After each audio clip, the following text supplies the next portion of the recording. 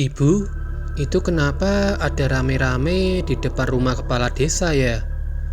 Tanyaku pada ibuku saat melewati rumah Pak Kepala Desa sepulang dari pasar. Waduh, ibu kurang tahu Narti. Katanya sih ada warga desa yang hilang sudah beberapa hari ini. Jawab ibuku kepadaku. Lalu kami berjalan melewati rumah kepala desa tanpa mencari tahu. Padahal aku benar-benar penasaran dengan apa yang terjadi. Sesampainya di rumah, terlihat bapakku juga baru sampai dari menjual hasil kebun di kota sebelah. Bapak udah sampai toh? Capek ya? Mau Narti bikinin minum apa? Tawarku pada bapakku. Iya Le, bikinin kopi hitam aja ya. Ini ada oleh-oleh buat kamu, jawab bapakku sambil memberikan sebuah kantong kresek dari tangannya. Aku segera masuk ke dalam rumah dan membuat kopi hitam untuk bapak. Dari dapur terdengar suara perbincangan antara bapak dan ibuku. Bu, benar Pak Supri hilang? Tanya bapakku kepada ibuku yang sedang membereskan belanjaannya. Cerita dari warga sih begitu Pak. Bapak kan temennya. Beneran gak tahu Pak dia kemana? Jawab ibuku dengan berbalik bertanya. Terakhir ketemu sih sekitar 3 hari yang lalu Bu. Habis itu bapak udah gak denger lagi kabarnya, cerita bapakku. Lalu aku mengantarkan segelas kopi hitam kepada bapak dan ikut dalam perbincangan mereka. Hari pun mulai malam. Hari ini aku berjanji untuk mengantarkan baju jahitan ibu ke rumah temannya di ujung desa. Tak seperti biasa, jalanan di sekitar desa sudah sepi. Padahal azan maghrib baru saja berlalu. Hembusan angin dingin yang cukup besar meniup belakang leherku. Rasa menggigil yang tidak biasa kurasakan di seluruh tubuhku. Pantas saja warga mengurung diri di rumah. Mungkin karena anginnya sedang tidak bersahabat. Aku meneruskan perjalananku hingga sampai ke rumah salah satu pelanggan ibuku. Rumahnya terlihat sepi. Namun aku tetap berjalan melewati halaman rumahnya dan mulai mengetuk pintu rumahnya, namun tidak ada yang merespon. Dari jendela terlihat ada aktivitas di dalam rumah. Namun mengapa mereka tidak membukakan pintu? Lalu aku mengetuk lagi lebih keras. Namun kali ini dengan sedikit berteriak. Permisi Bu, Narti mau nganter jahitan nih. Kali ini tak menunggu lama, teman ibuku pun membukakan pintunya. Walah ya ampun, Narti toh, kenapa nggak besok aja? Sambutnya dengan muka yang terlihat agak pucat. Nggak apa-apa Bu, besok kan Narti sibuk bantuin bapak lagi, jawabku sekenanya. Aduh, jangan keluar malam-malam dulu ya Dek Narti. Tadi Pak Kades ngomong, semalam ada warga yang melihat keranda terbang di sekitar desa kita. Ceritanya kepadaku. Mataku pun mengerut sedikit tidak percaya dengan apa yang kudengar. Keranda terbang Bu. Aduh, kok serem banget ya. Kok nggak ada yang ngasih tahu aku? Ucapku yang mulai sadar penyebab sepinya desa di malam ini.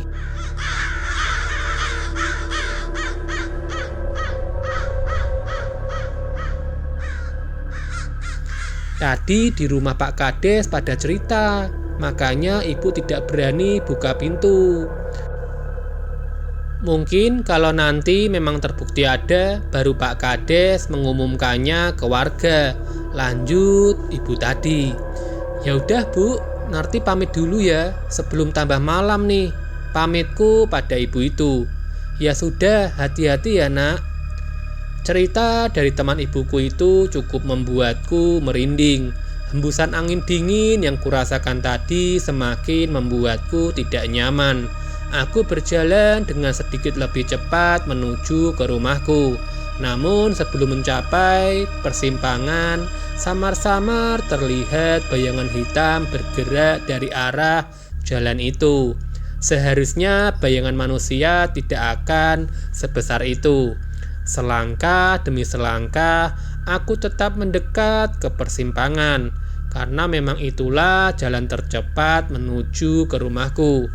Bayangan itu terlihat bergoyang-goyang seperti gerakan pohon besar yang tertiup angin. Aku mencoba untuk mengintip dan mencari tahu sumber dari bayangan itu. Namun yang kutemukan sungguh mengerikan. Jalanku pulang dihadang oleh sesosok makhluk besar dengan rambut panjang yang acak-acakan. Wajahnya yang menyerupai nenek-nenek berumur ratusan tahun dengan payudara yang menggelambir.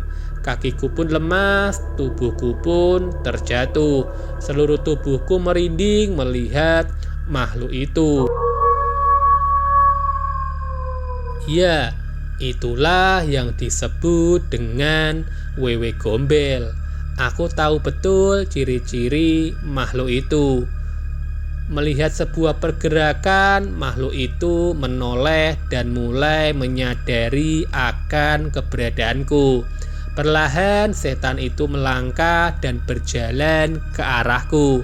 Air mata dan keringat menetes di seluruh tubuhku.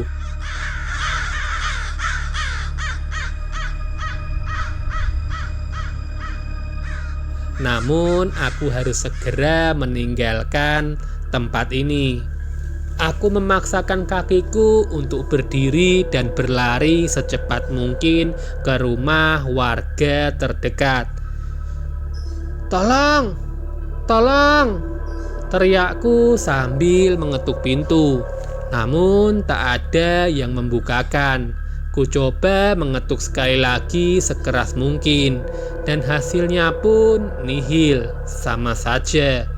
Bayangan makhluk itu semakin mendekatiku. Aku memutuskan untuk berlari memutar ke arah rumahku. Sepanjang jalan, angin berhembus sangat kencang.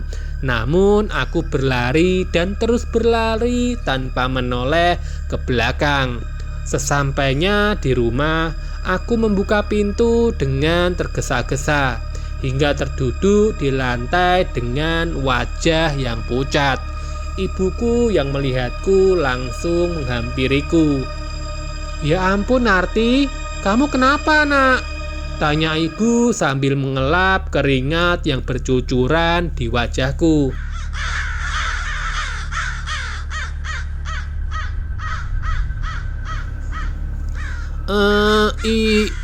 Itu Bu, Narti ngelihat wewe gombel." Aku menjawab dengan wajah yang ternganga. Ibuku pun membuka pintu dan mengecek kondisi di luar. "Gak ada apa-apa Narti, yang bener kamu?" tanya ibuku dengan tidak percaya. Aku tak menjawab, hanya mencoba mengatur nafasku untuk kembali pulih. "Ya udah, ibu ambilin minum ya. Habis itu mandi lagi sana, biar gak pada nempel keringatnya," perintah ibu kepadaku. Aku pun meminum secangkir teh hangat dan segera mandi sesuai perintah ibuku. Di kamar, aku teringat sebuah kantong kresek hitam yang berisi oleh-oleh dari bapakku. Aku segera membukanya, yaitu sebuah selendang cantik berwarna hijau dengan serat yang halus kukeluarkan dari kantong kresek yang sama sekali tidak cocok untuk menjadi tempatnya. Aku pun keluar kamar bermaksud untuk berterima kasih kepada bapakku dan menunjukkannya ke ibuku. "Bapak, bagus banget selendangnya. Terima kasih ya Pak," ucapku pada bapakku. "Wah iya, bagus. Bapak dapat dari mana?" tanya ibuku pada bapakku yang sedang menyeruput kopi buatan ibuku. Beli sama teman bapak pas ketemu di luar kota kemarin, jawab bapakku. Aku mencoba selendang itu, namun entah mengapa ada rasa yang tidak dapat kujelaskan saat mengenakan selendang ini. Hari semakin malam, setelah kejadian tadi aku cukup lelah dan mencoba untuk tidur lebih cepat. Dan tanpa sadar selendang pemberian bapak masih tergenggam di tanganku.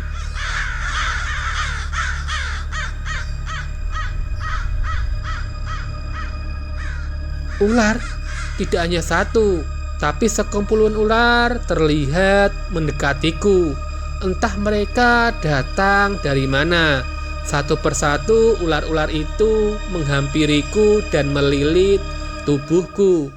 Aku mencoba berteriak, namun sepertinya tidak ada yang mendengarku. Tolong!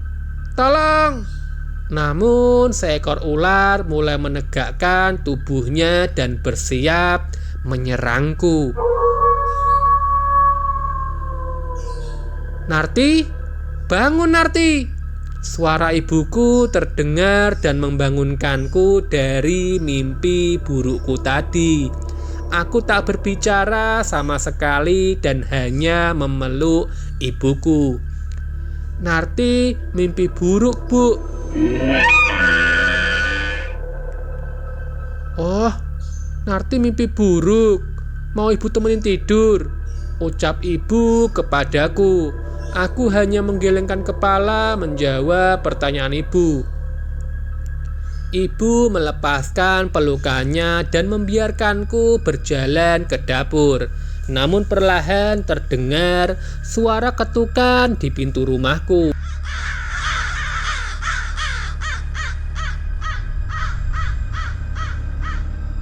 Karena suaranya pelan, aku tidak menghiraukan dan tetap berjalan ke arah dapur.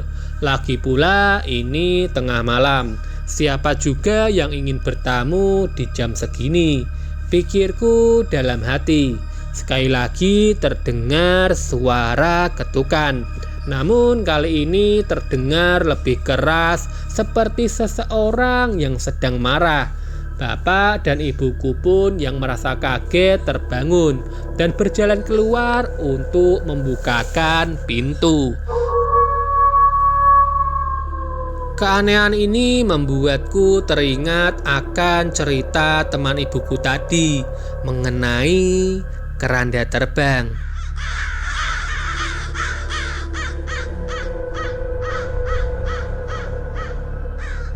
Bapak, Ibu, jangan dibuka, teriakku sambil berlari menghampiri mereka. Namun terlambat, bapakku sudah membukakan pintu itu. Hembusan angin dingin memasuki ruangan ini. Aku menghampiri mereka dan mencoba melihat keluar. Namun tidak ada apapun di sana. Bapakku bersiap menutup pintu dan kembali ke kamar. Namun mendadak lampu rumah berkedip tak beraturan. Sesosok makhluk besar terlihat berdiri di belakang kami. Setan wanita berwajah tua dengan borok hampir di seluruh kulitnya dan payudara yang menggelambir. Persis dengan yang kutemui tadi terlihat di hadapan kami. Wajah bapak dan ibuku terlihat pucat. Makhluk itu mendekat menghampiri kami. Aku melemparkan semua benda yang dapat kuraih ke makhluk itu. Namun setan itu tidak bergeming sama sekali. Tak lama setelahnya setan itu menghampiriku. Saat ini di hadapan wajahku hanya terdapat wajah mengerikan tanpa bola mata di matanya. Bapakku mencoba menolongku dengan menarikku untuk menjauh. Namun setan itu berganti menerjang bapak dan menyeret tubuh bapakku. Angin berhembus kencang membuka lebar pintu rumahku. Kali ini terlihat sebuah keranda mayat melayang di depan rumah bersama seorang makhluk berkerudung hitam. Wewe Gombel itu menarik bapak dan berusaha memasukkannya ke dalam keranda. Bapak mencoba melawan dan kami mencoba menariknya. Namun semua percuma. Setelah berhasil membawa bapak, makhluk itu mencoba meninggalkan rumah kami. Mencoba melawan rasa takut, aku keluar dan mencoba mengejar mereka. Namun yang kulihat saat ini di luar jauh lebih mengerikan.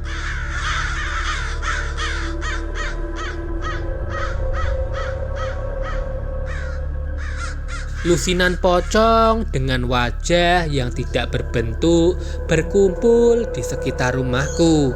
Hampir di seluruh kain kafan pocong itu terlihat ular-ular seperti yang muncul di mimpiku tadi.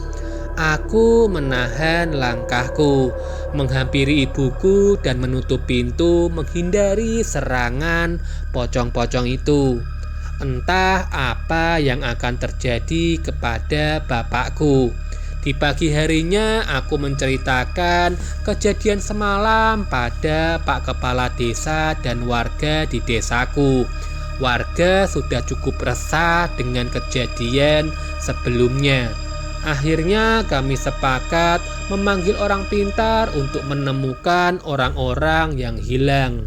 Sore ini Pak Kades datang ke rumahku dengan seorang kakek paruh baya dengan membawa sesajen dan kemenyan. Kakek itu mengelilingi rumahku untuk mencoba memeriksa dan menerawang kejadian semalam. Selendang hijau itu, dari mana kalian mendapatkan benda itu? Tanya orang pintar itu. Ini bapak yang beli dari temannya, jawabku. Orang itu memperhatikan selendang itu dan membawanya. Ada sesuatu yang tidak wajar dari selendang ini. Malam ini kumpulkan pemuda desa di tempat ini. Kita hadapi langsung makhluk itu, perintah kakek itu. Warga mengikuti perintah kakek tua itu. Ibu menyediakan tikar dan makanan ringan untuk warga yang menjaga. Menjelang tengah malam, tak ada tanda-tanda makhluk itu akan muncul. Pak, maaf, kalau banyak orang bukannya mereka tidak akan datang? Tanya seorang pemuda desaku. Kita bukan menunggu mereka. Saya yang akan memanggil mereka, jawab kakek itu. Semenjak tadi kakek itu sudah bersemedi dengan sesajen dan kemenyan di hadapannya. Kali ini ia membacakan suatu mantra yang membuat kami merinding mendengarnya.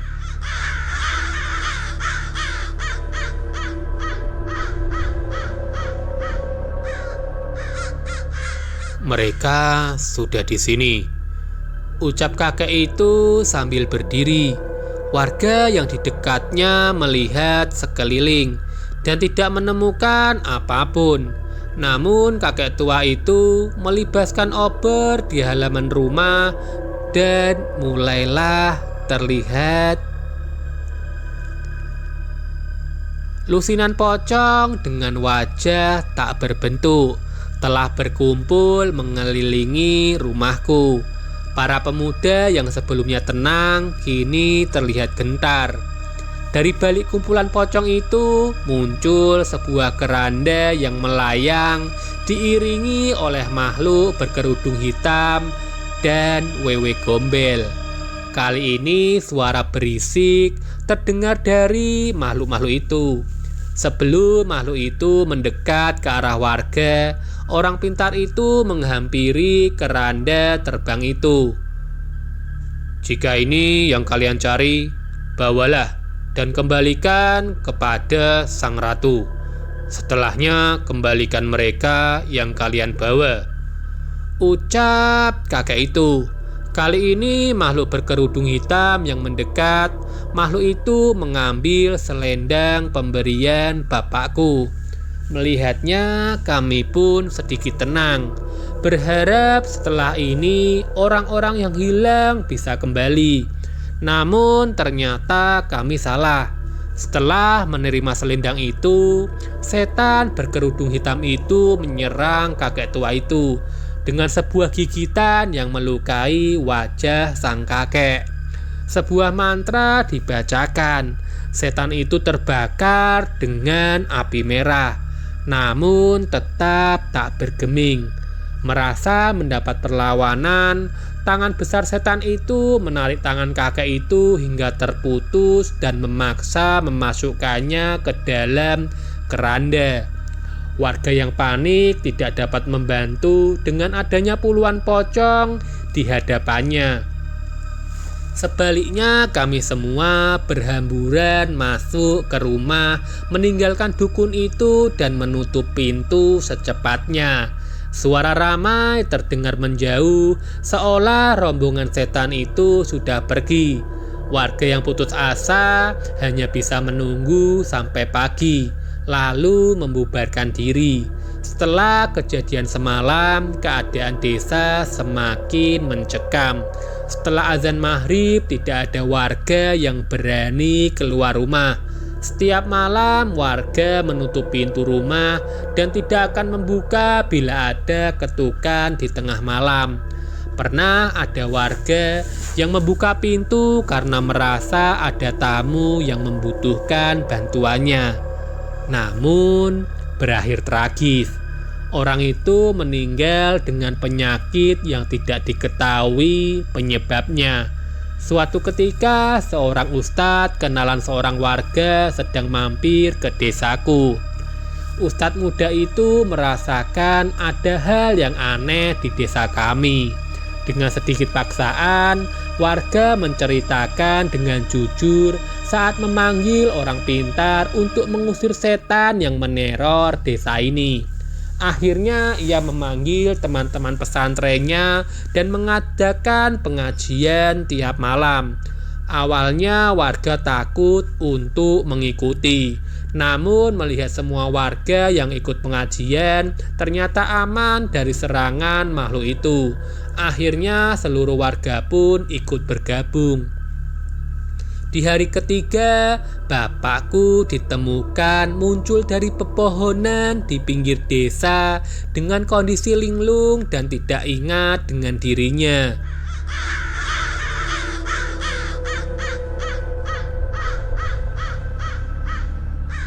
Pak Ustadz berpesan agar kami rajin membacakan ayat-ayat suci untuk bapakku, untuk menghilangkan pengaruh setan-setan itu dari bapakku. Hingga sekarang warga lain dan orang pintar yang hilang tidak pernah ditemukan. Namun suasana desa tidak lagi mencekam. Warga sudah berani beraktivitas seperti biasa.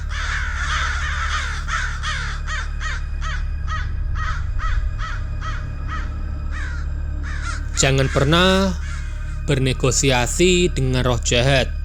Kuatkan iman kalian. Manusia adalah makhluk yang paling mulia. Tak sepatutnya kita merendahkan diri di hadapan makhluk-makhluk itu.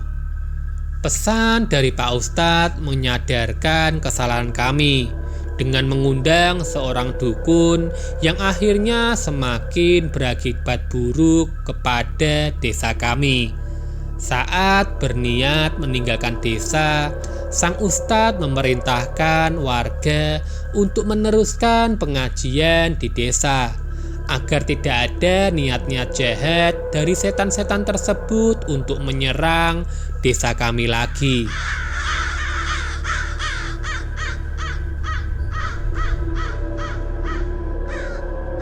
Sekian cerita misteri di malam ini tentang lampor atau keranda terbang.